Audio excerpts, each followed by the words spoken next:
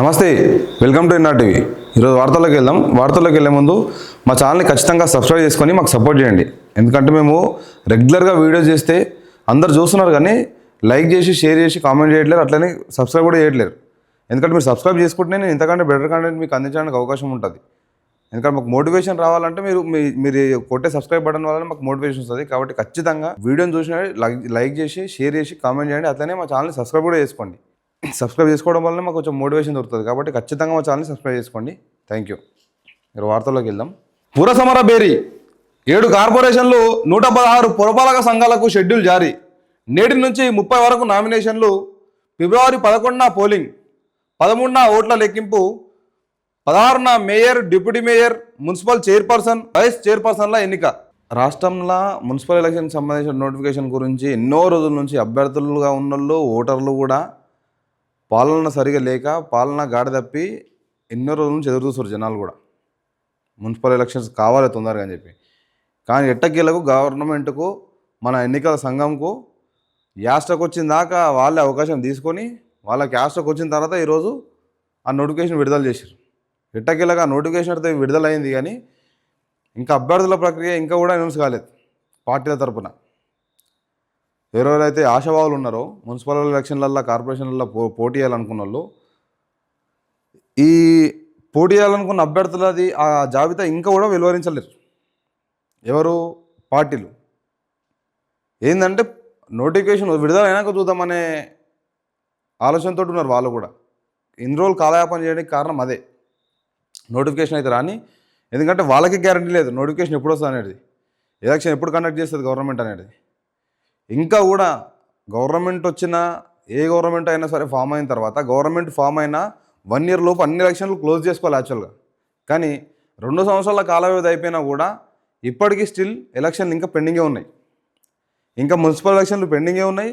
ఈ municipal election notification అయితే వచ్చింది, ఇది అయ్యేదాకా ఉన్నది ఇక పంచాలు. ఇది అయిన తర్వాత నెక్స్ట్ ఎంపీటీసీ, జెడ్పీటీసీ ఉన్నాయి. మళ్ళీ ఎంపీటీసీ, జెడ్పీటీసీ ఎలక్షన్లు ఎన్నో రోజుల నుంచి పెండింగ్ ఉన్నాయి. ఇంకా వాస్తవానికి ప్రభుత్వానికి వెన్నెముకలు సర్పంచ్, ఎంపీటీసీ, జెడ్పీటీసీలు. అవుటినే ఇప్పటిదాకా ఇంక ఎలక్షన్ కండక్ట్ చేసే పరిస్థితి లేదు గవర్నమెంట్కు. అవి ఎప్పుడు చేస్తారో మరి ఏం సంగతో. కనీసం ఆ మున్సిపల్ ఏరియాలన్నా కొంచెం అంత ఇంత డెవలప్ కావాలికే ఈ మున్సిపల్ ఎలక్షన్లకు రావడం కూడా ఇది సంతోషకరమైన వార్తనే. లేకపోతే ఆడ కూడా అంత దళిద్రంగా ఉండేది పరిస్థితి. చెత్త రోడ్డు పక్కన చెత్త వాడితే కూడా చెత్తనైతే పరిస్థితి కూడా లేదు ఇప్పుడు మున్సిపల్ ఏరియాలలో. కొట్టుకుంటున్నారు ఒక్కొక్కరు. వాటర్ ఫెసిలిటీ లేవు, వాటర్ పైప్ లైన్ వలిగిపోయినాయి, నా రిపేర్ చేసేవాడు లేడు, ఇంకోటి లేడు అని చెప్పి. సో చూసుకున్నట్లయితే అనేక రకాల సమస్యలు, ఒకటి కాదు. అధికారులు కూడా సరిగా స్పందిస్తలేరంట. పర్మిషన్ల కోసం పోతే కూడా పైసలు గవర్నమెంట్కి కట్టి తీసుకునే పర్మిషన్లకు కూడా వాళ్ళు చెప్పిన టైంకి అవుతుందంట, కానీ వీళ్ళు అనుకున్న టైంకి మాత్రం ఆ పర్మిషన్లు కూడా రావట్లేదు. ఎందుకంటే అధికారం లేక, నాయకుడు లేక గట్లున్నది పరిస్థితి. గట్లాంటి పరిస్థితిలో ఇప్పుడు ఇక నోటిఫికేషన్ తీసుకొచ్చింది గవర్నమెంట్. ఇప్పటికీ కూడా ఇంకా ఈ పార్టీలకు సంబంధించిన అభ్యర్థులు ఇప్పటికి కూడా ఇంకా అనౌన్స్ కాలేదు. అది ఎప్పుడు అనౌన్స్ అవుతారో మరి ఏందో సంగతి. కానీ మొత్తం ఇదే నోటిఫికేషన్ అయితే వచ్చింది. ఎవరెవరైతే అభ్యర్థులు ఆశావాహులు ఎదురు చూస్తున్నారో, నేను ఎలక్షన్లో పాల్గొనాలి, నేను మున్సిపల్ ఎన్నికల్లో ఎలక్ట్ కావాలని చెప్పి వాళ్ళందరికైతే ఒక తీపి కబురేది. పార్టీ పరంగా చూసుకుంటే అక్కడ కాంగ్రెస్ అయినా, ఇక్కడ బీఆర్ఎస్ అయినా, బీజేపీ అయినా సరే ఎంతమంది అభ్యర్థులను పెడుతుంది, ఎంతమందికి ఏ సీట్లు వస్తాయి ఒకసారి మీరు కూడా కామెంట్ చేయండి. ఈ మున్సిపల్ ఎలక్షన్లల్లో బీఆర్ఎస్ పార్టీ ఎక్కువ అభ్యర్థులను గెలుస్తుందా, లేకపోతే ప్రస్తుత గవర్నమెంట్ కాంగ్రెస్ ఎక్కువ అభ్యర్థులను గెలుస్తుందా, లేకపోతే పొజిషన్ పక్కన ఉన్న బీజేపీ ఎక్కువ అభ్యర్థులను గెలుస్తుందా, ఏ పార్టీ ఎక్కువ అభ్యర్థులను గెలుస్తుంది పార్టీ సింబల్ మీద అనేది మీకు ఐడియా ఉంటే ఒకసారి కామెంట్ చేయండి. ఎందుకంటే ఈ 3 పార్టీలు కూడా ఇప్పుడు పోటీలలో ఉంటాయి ఖచ్చితంగా. బీజేపీ అనుకున్న స్థానాలలో పోటీ ఇవ్వకపోయినా కూడా కొన్ని స్థానాలు పరిమితంగా వాళ్ళకి ఫిక్స్ అయి ఉన్నాయి. అట్లనే బీఆర్ఎస్ అయితే ఖచ్చితంగా తగ్గఫర్ పోటీ ఇస్తుంది మున్సిపల్ ఎలక్షన్లలో. ఎందుకంటే కాంగ్రెస్ ప్రభుత్వం పైన వ్యతిరేకత ఉందో, ఆ వ్యతిరేకతతోటి మున్సిపల్ ఎలక్షన్ సంబంధించిన దాంట్లో ఖచ్చితంగా హాడావేడిగా నడుస్తుంది ఎలక్షన్ మాత్రం. కాంగ్రెస్ కూడా ఉనికిని కాపాడుకోవాలి. ఇప్పుడు ఆల్రెడీ ప్రభుత్వం అధికారంలో ఉన్నది, అధికారంలో ఉన్న పార్టీకి కూడా సీట్లు కరెక్ట్గా రాకపోతే చాలా ఇబ్బంది ఎదుర్కొంటాము.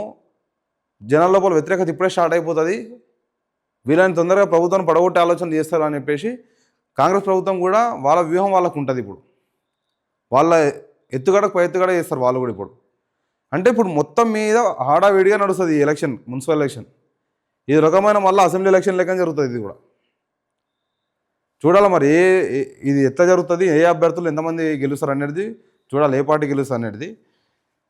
దానికి సంబంధించిన వార్త చూద్దాం. తెలంగాణలో మున్సిపల్ ఎన్నికల నగరా మోగింది. ఇటీవల గ్రామ పంచాయతీ ఎన్నికల ప్రక్రియ పూర్తి కాగా రాష్ట్ర ఎన్నికల అధికారి రాణి కుమిదిని మంగళవారం 7 నగరపాలక సంస్థలు 116 పురపాలక సంఘాల ఎన్నికలకు షెడ్యూల్ విడుదల చేశారు.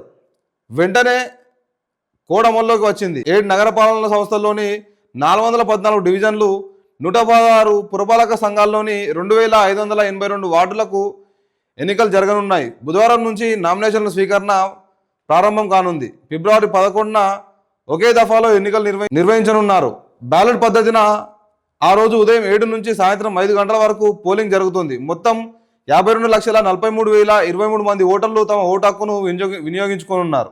ఇలా మున్సిపల్ ఎలక్షన్ నోటిఫికేషన్ నిన్న 27 తారీఖు సాయంత్రం 4 గంటల నుంచి 6 గంటల ప్రాంతంలో రిలీజ్ అయింది. ఈ నోటిఫికేషన్కి సంబంధించిన వార్త ఎట్లుందంటే మొత్తం 7 నగరపాలక సంస్థలు, 116 సంఘాలు, ఇవన్నిటికీ ఎలక్షన్కు నోటిఫికేషన్ విడుదలైంది. ఈ ఎలక్షన్ మున్సిపల్ ఎలక్షన్ సంబంధించిన నామినేషన్ల ప్రక్రియ ఈ నెల 28 తారీఖు బుధవారం నుంచి, అంటే ఈ రోజు నుంచే 30 తారీఖు వరకు నామినేషన్ ప్రక్రియ కొనసాగుతుంది. 30 తారీఖు ఫైనల్ అయ్యి ఫిబ్రవరి 11న ఎలక్షన్ జరుగుతుంది. ఫిబ్రవరి 11 తారీఖు ఎలక్షన్, 13 తారీఖు ఏమో ఓట్ల లెక్కింపు. ఆ రోజు వీళ్ళ రిజల్ట్ ఏందో బయటపడిపోతుంది. ఇక ఎవరు గెలిచిర్రు, ఎవరు ఓడిర్రు, ఏం సంగతి అనేది 13 తారీఖు రోజు బయటపడుతుంది. అంటే పెద్ద ఎక్కువ గ్యాప్ రోజులు కూడా లేవు, 20 రోజులు ఉన్న తిప్పి కొడితే. ఎన్నికల సంఘం కూడా ఎక్కువ టైం అభ్యర్థులకు ఎక్కువ చాలా తక్కువ టైంలోనే ఎలక్షన్ కంప్లీట్ చేస్తున్నది. కంప్లీట్ చేయడం వల్ల ఇది జనాలకు, అభ్యర్థులకు కూడా ఎక్కువ పైసలు ఖర్చు కాకుండా, అభ్యర్థులను కూడా గందరగోళ పరిస్థితులకు దొబ్బకుండా అన్నిటినీ కలుపుకొని పనిచేసేటట్టు ఈ రోజులు సరిపోతాయి. 20 రోజుల కాల వ్యవధి చాలా బెటర్. సరైన వ్యూహం ప్రకటించినా లేకపోతే ఇంకో రకంగా పనిచేసినా ప్రచారం ఎంతవరకు చేసుకోగలుగుతారు అనేది పక్కన పెడితే ఇంత తొందరగా ఎలక్షన్ జరగడమే బెటర్. జనాలు కూడా గందరగోళ పరిస్థితికి వెళ్ళరు. లేకపోతే వీడు విలువ వాడు చెప్పే వీడు చెప్పే అద్భుతమైన ముచ్చట్లన్నీ వాళ్ళు ఎవరిని సెలెక్ట్ చేయాలని అర్థం కాక మళ్ళీ లాస్ట్ ఏ పైసలకు ఇంకో దానికో ప్రలోభాలకు లోబడి ఎవరినో సెలెక్ట్ చేసుకునే పరిస్థితి ఉంటుంది. ఇప్పుడు మాత్రం ఓటర్లు చైతన్యమయ్యారు కాబట్టి ఈ 20 రోజుల గ్యాప్లో ఎవరు కూడా వాళ్ళని మభ్యపెట్టే పరిస్థితి ఉండదు. ఎవరికి అంత ఎక్కువ టైం దొరకదు. కాబట్టి ఏం చేస్తారు, ఈ నామినేషన్ల ప్రక్రియ క్లియర్ అయిపోయి మళ్ళీ ప్రచారంలో పడేసరికి టైం అంతా ముందుకు వచ్చేస్తుంది. వాళ్ళు అనుకున్న అభ్యర్థులు ఎవరైతే ప్రజలు కూడా అనుకుంటారో ఆ అనుకున్న అభ్యర్థులకి ఓటేసే అవకాశం ఉంటుంది. నిజాయితీ ఎవడున్నాడు, నిజంగా ఎవడు పనిచేస్తున్నాడు, ఎవడు ప్రజలకు అందుబాటులో ఉన్నాడు, ఏ టైంలో ఎవడు హెల్ప్ చేస్తున్నాడు, జనాలకు సమస్య వచ్చినప్పుడు ఎవడు ముందు ఉంటున్నాడు అనేది గమనించి వాళ్ళకు ఓటేసే అవకాశం ఉంటుంది ఇప్పుడు. కానీ ఎక్కువ గ్యాప్ ఉన్నట్టయితే అనేక ప్రలోభాలకు లోపడతారు. నీకు ఆ పని ఒకటి రోజు రాలేనా, ఈ పని ఒకటి రోజు రాలేనా, నేను ఆడొస్తా ఈడొస్తా, లేకపోతే వానికి కిరికిరి పెడతా, వీనికి కిరికిరి పెడతా, ఇట్లా రకరకాల ప్రలోభాలకు లోబడి ఎవరికొకరికి ఓటు చేసే పరిస్థితి ఉంటుంది తర్వాత. అట్లా కాకుండా ఇంత తక్కువ టైంలోనే ఎలక్షన్ కండక్ట్ చేయడం చాలా బెటర్ పని. నోటిఫికేషన్ విడుదల చేయడం, వెంటనే ఎలక్షన్ కోవడం అనేది చాలా బెటర్. అది జనాలను కూడా సందిగ్ధమైన పరిస్థితుల్లో ఉంచదు. నాయకులు కూడా ప్రలోభ పెట్టే పరిస్థితులు ఉండవు. బిజీ అయిపోతారు ప్రచారంలో. ఇప్పుడు ఎలక్షన్ కమిషన్ ఇది చాలా మంచి పని చేసింది. గవర్నమెంట్ డెసిషన్ తీసుకున్నా, ఎలక్షన్ కమిషన్ డెసిషన్ తీసుకున్నా ఇంత తక్కువ సమయం ఇవ్వడం అనేదే మంచిది. లేకపోతే జనాలు చాలా గందరగోళ పరిస్థితుల్లోకి వెళ్ళిపోతారు. ఏదేమైనా ఈ అభ్యర్థులు ఎవరైతే రెడీ ఉన్నారో 3 పార్టీల నుంచి కూడా రెడీ ఉన్న అభ్యర్థులందరూ కూడా ఇక వాళ్ళ సత్తా చాటుకోవాల్సిన పరిస్థితి అయితే వచ్చింది. ఇప్పుడు వాళ్ళు ఎంతవరకు రాజకీయంలో పోటీ చేయగలుగుతారు ఏందనేది చూసుకొని బరిలోకి దిగాలి. ఎంత శాంతియుతంగా అయితే అంత శాంతియుతంగా ఎలక్షన్ కండక్ట్ చేసుకున్నట్టు ప్లాన్ చేసుకోండి. ఎందుకంటే రాజకీయ సమస్యలు, రాజకీయ ద్వేషాలు ఎల్లకాలం ఉండవు. ఎలక్షన్ అయిపోయిన వరకే ఉంటుంది. అయిపోయిన తర్వాత మళ్ళీ వాడు మంచిగానే ఉంటాడు, తర్వాత మీకే ఇబ్బంది జరుగుతుంది. కాబట్టి ఎంత శాంతియుతంగా జరిగితే అంత శాంతియుతంగా జరుపుకోండి ఎలక్షన్. లేదంటే ఇబ్బందులు పడేది మీరే, మళ్ళీ కేసులు అయ్యేది మీ మీదే, ఇబ్బందుల పాలు అయ్యేది మీరే. కాబట్టి ఆలోచన చేసి ఎలక్షన్ కొండి. అభ్యర్థులైనా ఇక్కడ ఓటర్లు అయినా సరే. చూద్దాం దానికి సంబంధించిన రిజర్వేషన్ల ప్రక్రియ కూడా మొత్తం 2996 డివిజన్లు వార్డుల కేటాయింపులు ఇలా ఉన్నాయంట. మొత్తం 2996. దీంట్లో రిజర్వేషన్ ఎట్లా క్రియేట్ చేశారు అంటే చూడండి, బీసీ జనరల్ 463, బీసీ మహిళలు 391, ఎస్సీ జనరల్ 254, ఎస్సీ మహిళ 190, ఎస్టీ జనరల్ 147, ఎస్టీ మహిళ 40, అన్రిజర్వ్డ్ జనరల్ ఏమో 647, అన్రిజర్వ్డ్ మహిళనేమో 864. ఈడ మీరు అందరూ ఒకటి గమనిస్తే ఈడ ఒకటి మళ్ళీ గందరగోళ పరిస్థితి నెలకొల్తుంది. ఎందుకంటే కాంగ్రెస్ ప్రభుత్వం అధికారంలోకి వచ్చిన తర్వాత 40% రిజర్వేషన్ ఓన్లీ బీసీలకే ఇస్తామని చెప్పేసి అన్నారు. ఆ లెక్కన చూసుకుంటే 40% రిజర్వేషన్ అంటే గీడ ఈ అన్రిజర్వ్డ్ జనరల్, అన్రిజర్వ్డ్ మహిళ ఉంది కదా, ఈ 2 నెంబర్లు కూడా ఈ బీసీ దగ్గరికి రావాల్సిన పరిస్థితి. వాస్తవానికి గీడ కనిపించాల్సిన నెంబరు ఈ గీడ కనిపిస్తున్నది. అంటే అర్థమైంది, ఏ 40% రిజర్వేషన్ను వాళ్ళు ప్రకటిస్తలేరు, అమలు చేస్తలేరు. ఎందుకంటే అట్లా చేస్తే ఏం జరుగుతుందని వాళ్ళకు కూడా తెలుసు. అట్లా చేస్తే ఎవరెవరు దాంట్లోకించి ఏమేమి మాట్లాడతారు అనేది కూడా వారికి పూర్తి అవగాహన ఉన్నది. ఓన్లీ బీసీ జనాలను, బడుగు బలహీన వర్గాలకు చెందిన జనాలను మభ్యపెట్టడం కోసమే ఆ 40% రిజర్వేషన్ ప్రకటించారు. దాన్ని మాత్రం ఎక్కడ కూడా ఆచరణాత్మకంగా అనిపిస్తలేదు. అక్కడ సర్పంచ్ ఎలక్షన్లలో కూడా ఆ రిజర్వేషన్ ప్రకటించలేరు, ఇప్పుడు ఈ మున్సిపల్ ఎలక్షన్లలో కూడా రిజర్వేషన్ ప్రకటించలేరు. 40% రిజర్వేషన్ అంటే ఎంత రావాలి? ఈ నెంబర్ గీడ కనిపించాలి, బీసీ దగ్గర కనిపించాలి. కానీ బీసీ దగ్గర ఏమున్నాయి? యథావిధిగా ఇంతకుముందు ఎట్లయితున్నాయో గట్లనే 463, 391. అంటే ఎంత ఉంది? ఇంచుమించు 850 చిల్లరనేమో బీసీలకు ఉన్నది. ఎస్సీలకు అయితే 444, ఆడనేమో 854, ఈడ ఎస్సీలకేమో 444. ఈ ఎస్టీలకు అయితే 187, ఇక జనరల్కి వచ్చేసరికి మాత్రం ఆ సంఖ్య మంచిగా పెరిగింది, 1500 ఉన్నాయి. అదే జనరల్కి వచ్చేసరికి మాత్రం 1500 సీట్లు.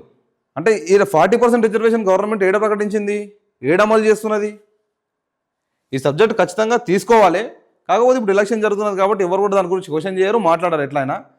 కానీ ఎట్టి పరిస్థితుల్లో దీనిపైన మళ్ళా ఎదురుదెబ్బ తగులుతుంది కాంగ్రెస్ ప్రభుత్వానికి 200% దీనివల్ల ఎదురుదెబ్బ తగులుతుంది మళ్ళీ. ఎందుకంటే ఏ పోస్టులు ఉన్నాయో ప్రజలు కూడా గమనించే ముందుకు పోతారు.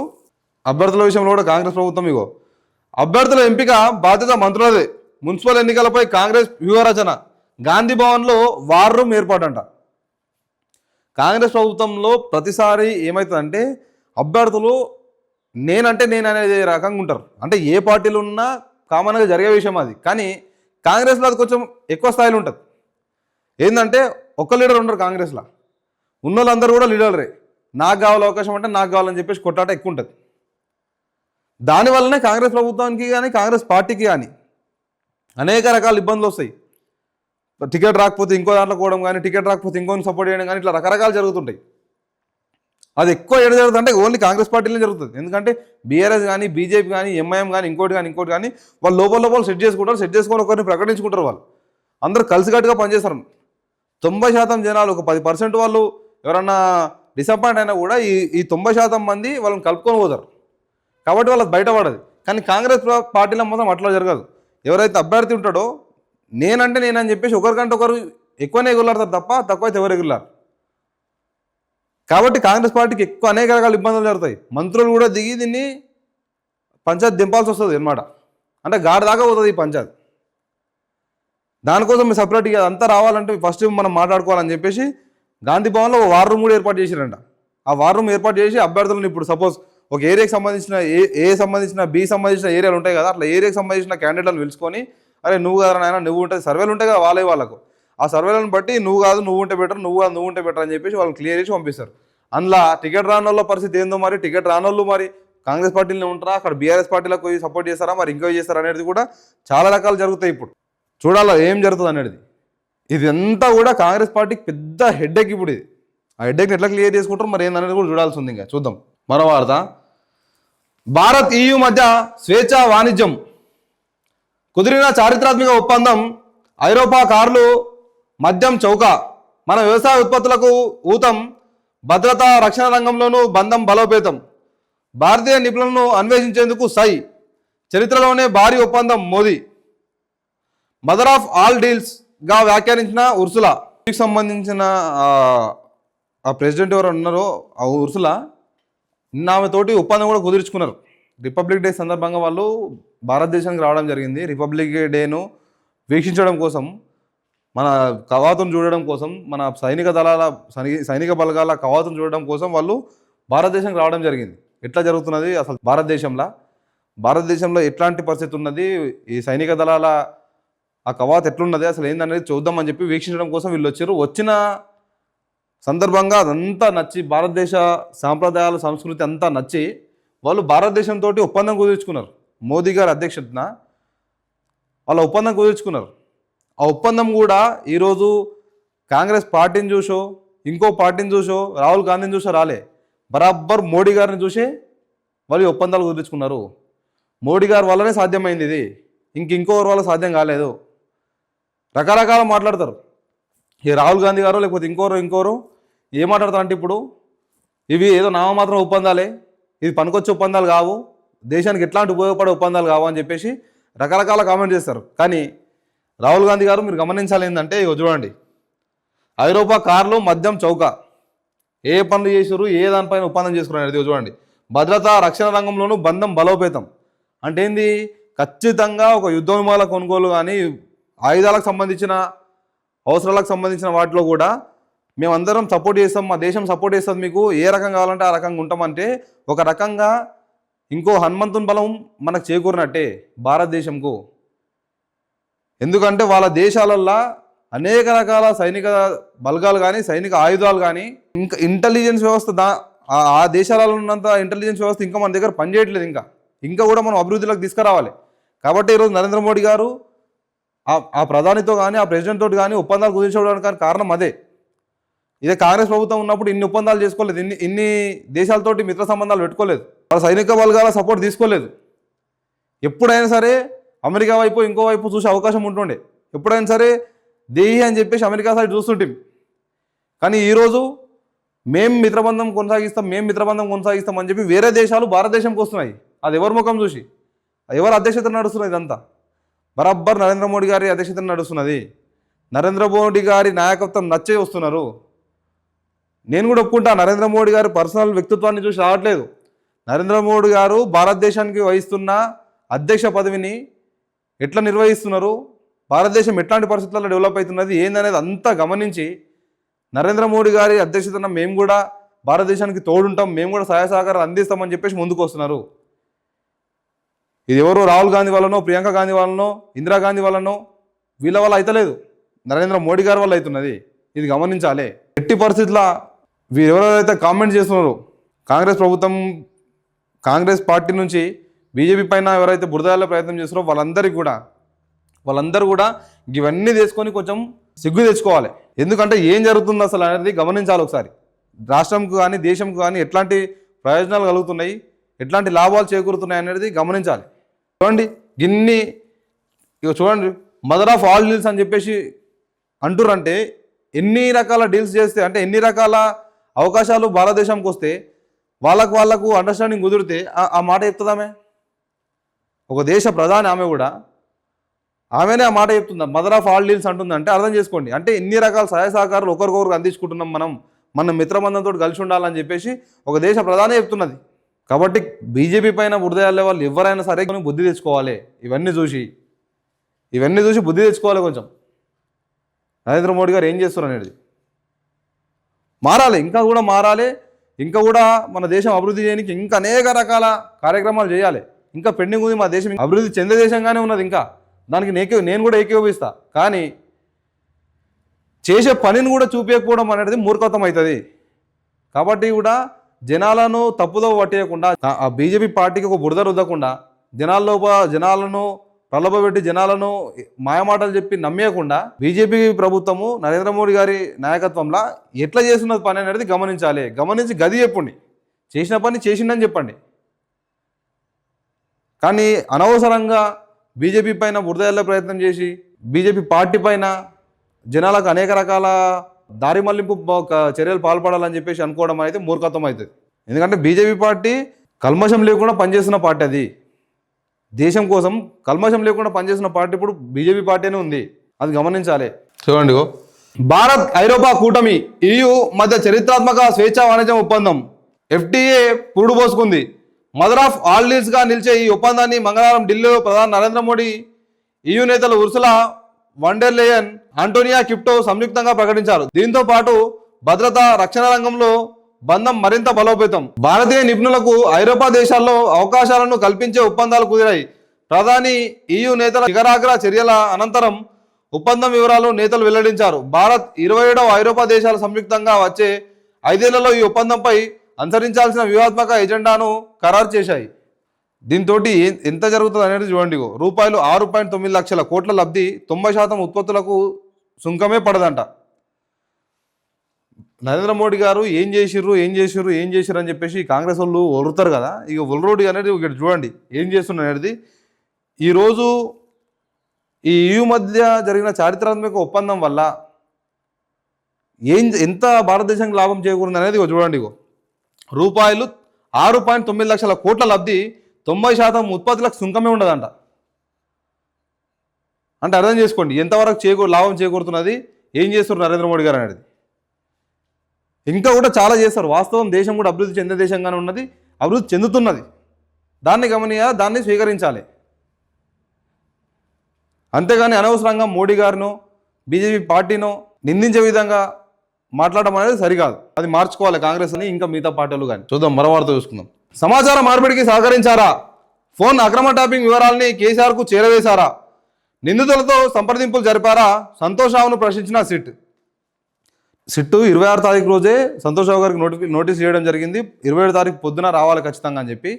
దానికి స్పందించి సంతోష్ రావు గారు కూడా సిట్ విచారణకు హాజరయ్యారు. సిట్ విచారణలో జరిగిన ఆ సంభాషణలో కానీ అడిగిన క్వశ్చన్లు ఏంటి అంటే ఇవి చూడండి. ఇవి ఫోన్ అక్రమ ట్యాపింగ్ వివరాలని కేసీఆర్కు చేరవేశారా? నిందితులతో సంప్రదింపులు మీరే జరిపారంటున్నారు, నిజంగానే జరిపిర్రా లేదా?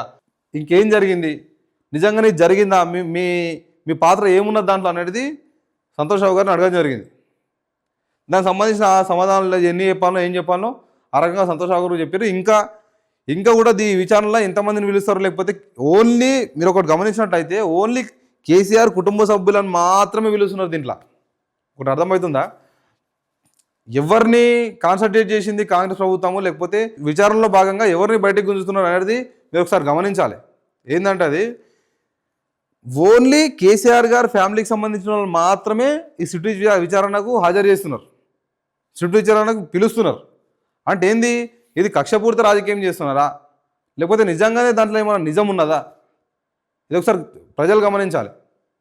ప్రజలు అంటున్న మాట ఏంది, ఇప్పుడు కేసీఆర్ గారి పరువును తుంగలో దొక్కాలి, కేసీఆర్ గారి పేరును తుంగలో దొక్కాలి, ఆ పార్టీ పైన బీఆర్ఎస్ పార్టీ పైన బురద చల్లాలి, ఇట్లాంటి ఆలోచనతోటి విచారణ చేస్తున్నారు. ఈ విచారణ పేరుతోటి వాళ్ళని తిప్పుతున్నారు రోడ్ల మీద అని చెప్పేసి జనాలు అనుకుంటున్న మాట ఇది. ఎందుకంటే జనాలందరూ కూడా గమనిస్తున్నారు ఏం చేస్తున్నారు అనేది. అధికారులు ఏం చేస్తారు, రాజకీయ పార్టీలు ఏం చేస్తున్నాయి, రాజకీయ నాయకులు ఏం చేస్తారు, ఇప్పుడు అధికారులు ఉన్న ప్రభుత్వం ఏం చేస్తున్నది, ఇదంతా కూడా జనాలు గమనిస్తున్నారు. ఎవరిని ఇబ్బంది పెడుతున్నారు ఏందనేది. వాస్తవం చెప్పాలంటే కేసీఆర్ గారి ఫ్యామిలీ పైన కానీ కేసీఆర్ గారి పైన కానీ బురద జల్లే ప్రయత్నం చేస్తున్నారు. కేసీఆర్ గారి పరువు ప్రతిష్టను తుంగలో దొక్కే ప్రయత్నం చేస్తున్నారు. వాళ్ళ పరువు భంగం కలిగించే ప్రయత్నం చేస్తున్నారు. కేసీఆర్ గారిని మానసిక ఒత్తిడికి లోన్ చేయాలని చెప్పేసి ఈ ప్రయత్నం చేస్తున్నట్టుగా అనిపిస్తున్నది. మరి సిట్ విచారణలో ఓన్లీ కేసీఆర్ గారి కుటుంబం ఉంటుందా? ఇక మిగతా వాళ్ళు ఎవరు ఉండరా? అధికారులు ఉండరా? మంత్రులు ఉండరా? ఈ అధికారుల సంగతి ఏంది? మరి చేసిన అధికారుల సంగతి ఏంది? నాయకులుగా వాళ్ళు తప్పు చేయమని చెప్పినప్పుడు మరి తప్పు చేసిన అధికారుల పరిస్థితి ఏంది? మరి వాళ్ళని ఎందుకు విచారిస్తలేరు? అనేక రకాల పోస్టులు ఉంటారు కదా అధికారులు కూడా, వాళ్ళ పరిస్థితి ఏంది? మరి మీరు చేస్తున్న విచారణ పేరుతోటి ఎవరిని ఇబ్బంది పెడుతున్నారు, ఎవరిని పిలుస్తున్నారు, ఎవరు రోడ్ల మీకు తెస్తున్నారు, ఇదంతా కూడా జనాలు గమనిస్తున్నారు. తగిన సమాధానం వాళ్ళే చెప్తారు.